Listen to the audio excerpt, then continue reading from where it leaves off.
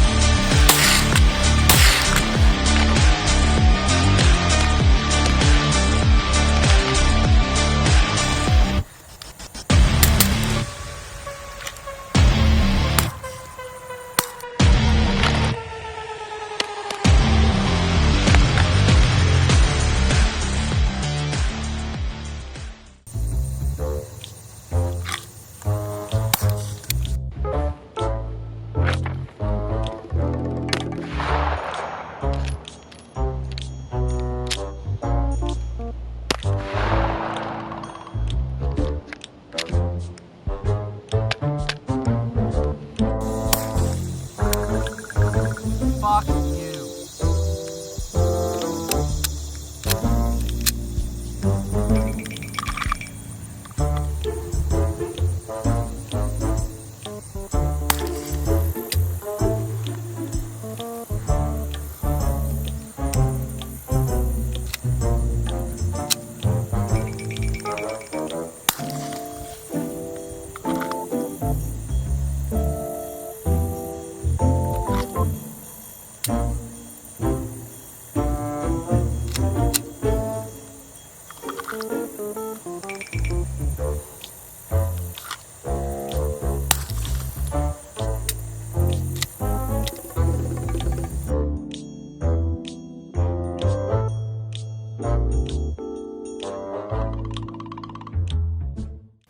So, getting into the gentleman's disclosure here, we're going to be talking about the Gemtech GM-45. So, I do want to note, side note, that Gemtech is falling apart at the seams thanks to Smith & Wesson. So, their customer service has completely gone out the door. The website seems like it's barely managed, and so I don't know if I, under typical pretext, recommend any Gemtech product right now. Now that said, I really like the ones that I have for the reasons that I have them. And we're going to talk about that with this can here.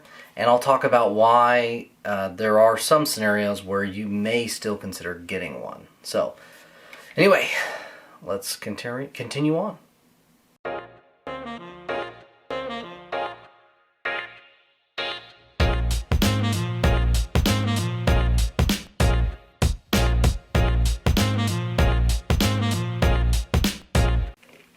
So general notes, general specs really. The length is 7.5 inches with the LID standing for linear inertial decoupler, and it's basically a booster. So the width, 1.375 inches, which is pretty standard for most suppressors of any caliber, and the weight, 11.5 ounces with the lid, and the cost is $699 MSRP. You're going to find it way lower than that in most cases. The calibers it'll take, 9mm 40 Smith & Wesson, 10mm 45 ACP, and 300 blackout subsonic only. You can run 9 and 45 wet. The design is a G-core or monocore or monolithic core design. The focus is to use turbulence versus or with cooling the gases, but it focuses more on turbulence than just cooling, to my understanding. So from a 9mm for me, my Glock 17 Gen 5, which is this gun here. WTF, mate. WTF. Huge disappointment. And that disappointment ended in confusion.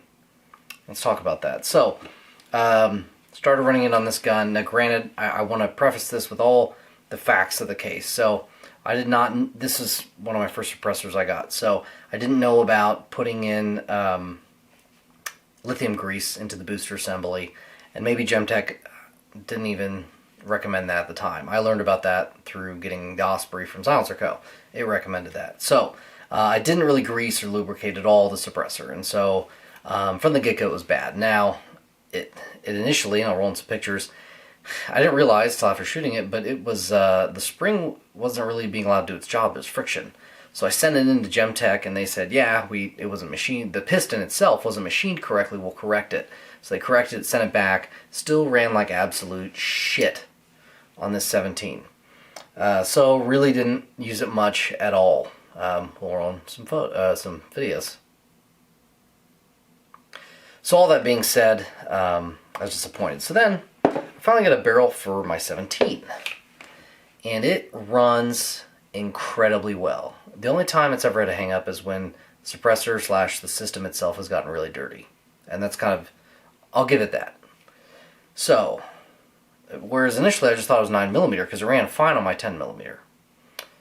So, didn't run well on 17 Gen 5. Then I got the 17 Gen 5 MOS, ran worse. I tried, of course, different grains. 147 didn't really help any more than 124, 115.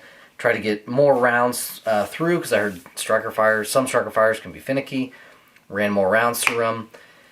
They started to function better. Then enter my HK-P30 SK.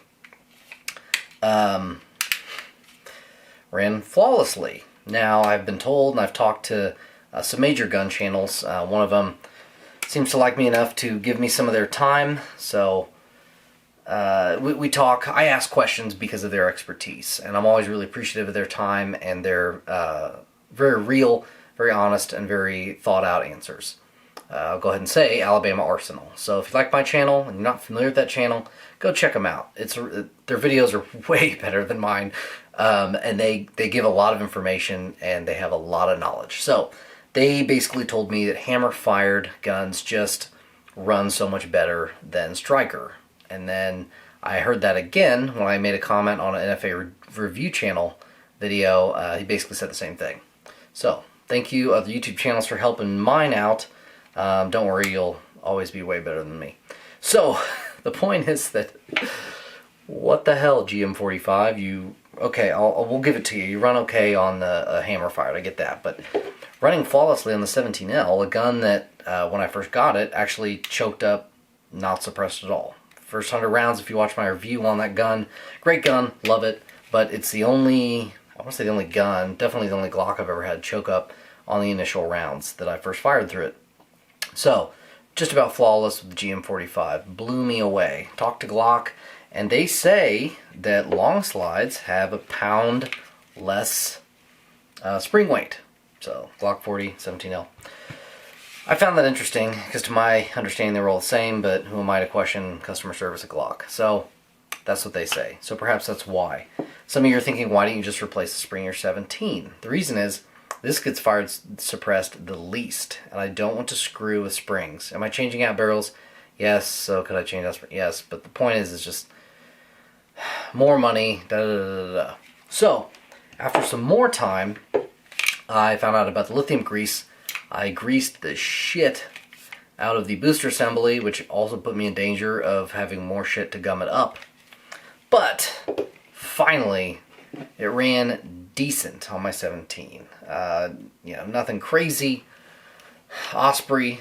So then enter the Osprey. Much as I don't care for the Osprey for really kind of nitpicky reasons, in general it's an okay can. The Osprey ran flawlessly on this. So after I was thinking, okay, it's just a Gen 5, it's a new gun, blah, blah. Really, since the beginning, the Ospreys ran great on this 17 Gen 5 MOS.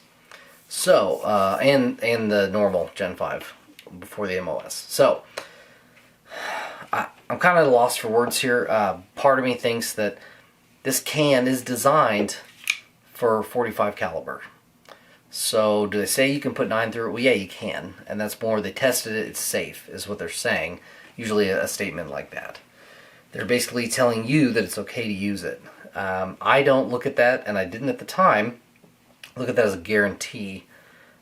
Initially, I kind of thought that, but again, I've learned a lot in life. So they're basically saying you're not going to die if you put 9mm through it. But that's not a guarantee that it's going to work flawlessly. That's a good thing they didn't guarantee that, because it didn't. So, after that kind of roundabout, crazy story about it, I don't regret this can. I don't. And I regret the Osprey. So, take with that what you will. If you want, go back and watch my Osprey video. Let's move on. So, let's talk using this thing on 10mm. Now, I know it's not on my 10mm, but I would have to stop the camera, take the can off, switch out the piston, put it on the 40, talk about it for a minute, and then turn off the camera again, do all that over. And while that sounds like I could easily do that, my air conditioning keeps turning on. I can't record when it's on, and I'm trying to do 4 videos tonight. So, I'm sure you'll be fine. Anyway, 10mm, hell yeah. This is one of the best cans I could be using on my Glock 40, which I talk about it some in the video of the Glock 40 that's already out. But basically, I really liked that Gemtech mentioned 10mm. I'll tell you why. A lot of people go by bore. Okay, 10mm, same bore as a 40 caliber, so any can that's 40 caliber or above, you can run it through there. Technically, yes, but it makes me nervous, because we already talked about this. Listing 9mm makes me nervous when a number isn't on there, because to me, they aren't necessarily saying, yeah, you can run that through there. 10mm has a lot of pressure. So, yeah, same bore as a 40, but it has more, well, it's one of the highest pressure pistol calibers that there are. So, just because it's a 40 cal can, like my Osprey 40, doesn't mean you should be putting 10mm through it. So, getting back to the fact that they said 10mm on it. Now, to my knowledge, it was the only, I didn't know about every company at the time, so the Obsidian 45 probably existed, which you can use 10mm through, but this was the only, if not the only can at the time that I was aware of that you could put 10mm through, so that was a big selling feature to me. Now, some cans I will say are a given, like a Dead Air Primal. They're rated for 338 Lapua, and they're rated for anything up to a certain bore, so yeah, you're good with a Primal. Same thing with a Silencer Co. Hybrid. So, there you go.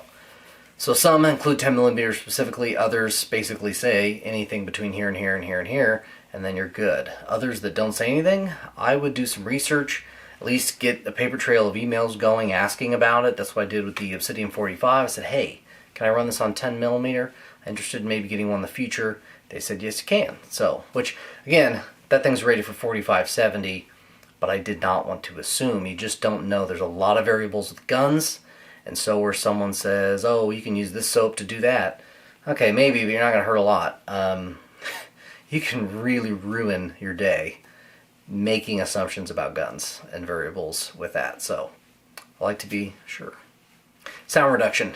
It is hearing safe. Not even remotely Hollywood quiet. And I will say, wet, it's pretty impressive.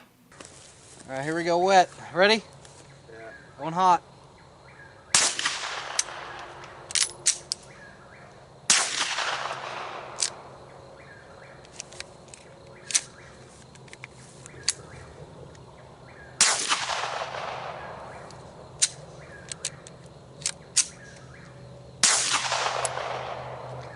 I mean, other than supersonic, that is pretty quiet.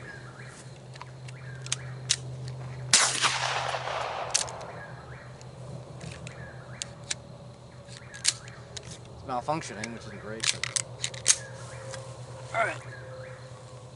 I can accept that. So I think it tames deeper tones better. So like your 45 or 10 millimeter, it's going to do this better. So it definitely suppresses 10 millimeter better than 9 millimeter. No question about that. So bigger cartridges. Now, flash signature reduction is really good. Now, I don't think, in my experience, you're not going to have a ton of flash in the first place. I probably overhyped the Osprey's lack of, flash a little too much. But basically, you're not going to have that much flash with a pistol caliber, or pistol caliber in general. So, yeah, it's good, but it's kind of par for the course. So the balance, I talked about this in the Glock 40 video, but it's really outstanding because all the weight is back here. All the weight is closer to your hands, which means if the weight was further out, it'd be heavier in terms of perception. But the weight back here, it is easier. So this is a very easy can to aim. And I know it looks ridiculous. Let me see if I can, on this 17L. But it actually is very easy to swing. It's very smooth. Almost helps you, because it probably slows me down a little bit, but it's very easy to transition and keep everything flat. Putting suppressor on the end does help keep the gun flat. Same with the Glock 40. It's just nice having it out there on the end. Of course, on this gun when it's working. Next. It's used to the 45. I haven't used it with a 45. I have one 45, don't have a threaded barrel for it. Just haven't put the funds for that yet. Let's be real, there's plenty of videos on this can with on a 45. I really don't use 45. I think most people are moving away from it. Not saying it's irrelevant, but for me, it's just not something I shoot or use. I don't even have 45 ammo on hand right now, so didn't. Anyway, I just didn't see a reason to buy a threaded barrel for this review for my 145. And I have like one friend that probably could have loaned me a gun, but I just have other stuff I devote my time to. And again, while it is a 45 can, I didn't see the relevance in shooting it on a 45 caliber gun. So caveats and variables. Issues, obviously I had to send it back because the piston had an issue, and it's really finicky on my 17 Gen 5, so not sure what to say there. Disassembly is both easy and difficult. You do want a strap wrench for this can, and you'll probably want some channel locks or vice grips. And then you may want a torch, which I don't have a torch. So as of right now, this can is pretty much sealed, just with how much grime is in it. Look up the Silencer Co. Sparrow 22. Now, that's not the 22 can I decided to buy, but it's a good example of how any monocore should be done if it's user serviceable like this Gemtech, because they have these clamshell plates that cover the core so that all the filth is kept internally and it doesn't get between the core and the sleeve, because my sleeve will not come off now. And I've used the strap wrench and the channel locks, so I may take it to work, put it on an actual bench vise, but you know, you gotta be a little hesitant because you don't want to screw this thing up beyond repair. Which, by the way, we'll talk about repair. The can itself. Oh, one more thing on disassembly. So, because it's so few pieces, if you had to break this down in the field, this is what makes it a good field can, is that it's really just the piston, the spring, the housing, kind of the deal that keeps the piston on the housing, and then you have the core and the sleeve. So it sounds like several parts, but compared to having a bunch of baffles, it's not. And so, especially if you had this recently taken off to where you could slide it off if you need to, basically if you're in the field and you get something in the can, or you think you do, it's very easy to take it apart and make sure everything is clear and okay to use. Because you do not want obstructions in your suppressor whatsoever. So that is a design feature that, while the monocores aren't necessarily good for sound attenuation, I mean, they do the job. They make it hearing safe, but you're not going Hollywood quiet, not necessarily impressing your friends unless you shoot it unsuppressed first. But in terms of a can you're using, you're taking this into the field. You're like, there's marring on this. I don't care. It's just, it's been a good can, and if I had to break it down the field, I know I'm not going to be dropping parts. You can do your best to not be an idiot, but Murphy's Law, or when it rains it pours, all those things. So I appreciate the simplicity of the design. Next. So in terms of versatility, overall, granted it hasn't worked on all my guns, but generally speaking, it is a versatile gun. It works on different platforms. You could put it on a 300 Blackout SBR as long as you're running subs, or non-SBR. You can use it on pistols. You can use it on sub guns. So it does have a lot of uses. It's got, of course, different back ends. You can different pistons. You can run it on different calibers. You can do a tri-lug mount. All the good stuff. You can do direct thread, and so on and so forth. So a lot of versatility there. I can see why this was kept on their website. If you look it up, there's a GM9, so it's basically a 9mm version of this. It's thinner. I'd like to shoot one, and if, depending on what boxes it checked, I may be interested in owning one, but at the same time, probably not. But they got rid of it, but they kept this. I kept wondering, when the Lunar 45 came out, which came out before the Lunar 9, they didn't get rid of this. And if you look on their website, granted they don't upkeep it very well, they still have this on the website with the Lunar 45, and then you have the Lunar 9, and the GM9 is gone. So I can see why they kept it around. So if I didn't have this can, I would probably do an Obsidian 45 these days. Now, I haven't shot one. I have limited knowledge on it, basically what I can find on the internet, but the fact that it's rated for 10 mil, it's just probably a more versatile can. It's going to sound better on 9mm, probably going to run better on 9mm, though I can't confirm that. Going back to how easy it is to break down, the Obsidian 45 does have baffles. So that is one thing to consider, is I do really believe in the monocore design being good for field use versus something that has baffles in it. So some other variables might sway my decision one way or another, but I would be getting an Obsidian 45 if I wasn't getting this. Now, about Gemtech, should you buy these cans? Depends on the price, because they are good products. They're products that you probably won't need to give much attention to. Some of you will. I mean, no one bats 1,000. I can't tell you what rate these fail or not. I have several Gemtech products, and they work pretty well. I have 5. 2 Auroras, it's GM-45, a Gemtech 1, a G5. So I'm very familiar with their products. I do like them. And sometimes I hesitate to not buy more. What else to say? I mean, again, so you can find these really aggressively priced. I don't know, at this point, considering what else is on the market, that you should still get it. I would say doubly aggressively priced. I'm talking, you see this for $300 and you already got some other cans. This would be a great adder. It's inexpensive at that point. You don't have to beat it. You don't have to worry about beating it up. It'll take a lot of abuse. So with all that in mind, it's just a good extra can to have laying around. I've got some other stuff in the pipeline in the works, but this has seen a lot of mileage. It's gotten a lot of use, and it just comes back for more. And I've been bad about cleaning it and all that.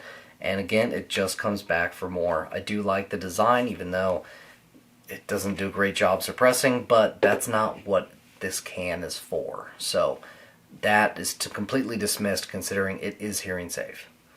So, moving on to the close. As I said, I do want to try a Lunar 9 to compare for my 9mm guns, but I don't even necessarily know I'd go with that, considering the disarray Gemtech is currently in. You're probably not going to find a Lunar 9 for an aggressive price, or at least aggressive enough. That said, if you want a super quiet can, this is not it. If you only own 9mm guns, you can do better than this can. But, like guns, suppressors are tools. What do you need it for? Is it perfect for the Glock 40 and 20? In many ways it is. Weight, balance, sound attenuation. If you can get it really cheap, or you're concerned about taking a suppressor apart in nature, it is worth it for the most part. Otherwise, I'll be honest, depending on your scenario, you should probably consider something else. This is James Donaldson with The Contemporary Gentleman, and until next time, keep your composure.